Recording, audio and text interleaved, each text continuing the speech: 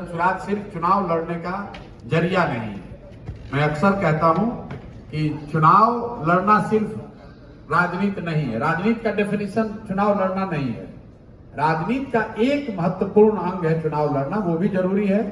बहुत ताकत से लड़ा भी जाएगा, जीतने का प्रयास भी होगा, लेकिन राजनीति सिर्फ चुनाव नहीं है। आजादी से पहले हम लोग देश में जितने भी बड़े लीडर्स की बात करते हैं, ज्यादातर लीडर ऐसे हैं जो न कभी एमपी बने ना एमएलए बने। इसका मतलब ये नहीं है कि उन्होंने समाज को दिशा नहीं दी। इसका मतलब ये नहीं है कि उन्होंने लोगों की आवाज नहीं उठाई।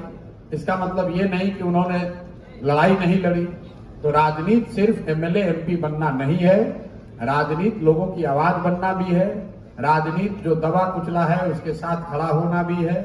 जो अन्याय कर रहा है, अन्याय जिसके साथ हो रहा है उसके साथ खड़े होने की बात है। तो जन स्वराज के लिए सब कुछ चुनाव नहीं है।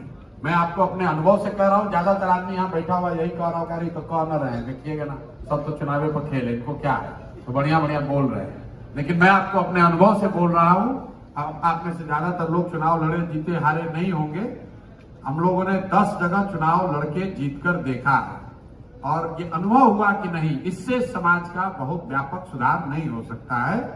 आप चुनाव जीत सकते हैं, सरकार बना सकते हैं, कुछ स्तर पर अगर लोग आपकी बात माने तो पॉलिसी में सुधार भी कर सकते हैं, लेकिन समाज में उससे व्यापक आमूलचूल परिवर्तन नहीं ला सकते हैं।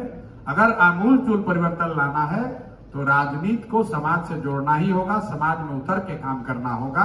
अगर समाज में सुधार होगा तो राजनीति में सुधार अपने आप हो जाएगा। अदर वे राउंड की गारंटी नहीं है। राजनीति सुधर जाए तो समाज सुधरेगा, इसकी गारंटी नहीं है। लेकिन अगर समाज में सुधार होगा तो राजनीति, अच्छी राजनीति की जा सकती है। जन स्वराज उसी दिशा में प्रयास है।